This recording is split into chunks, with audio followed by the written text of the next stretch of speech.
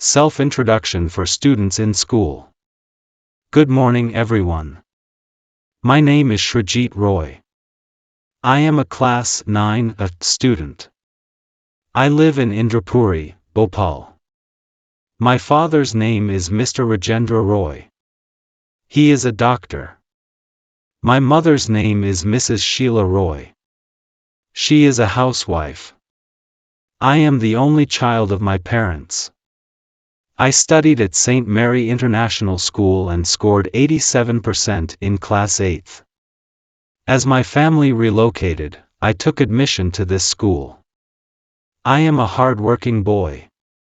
One of my best qualities is that I am always ready for a challenge and eager to progress. I love playing sports like football, swimming, and basketball, and I'm very passionate about listening to music. I aim to become a doctor like my father. I'm so delighted to be a part of this excellent school.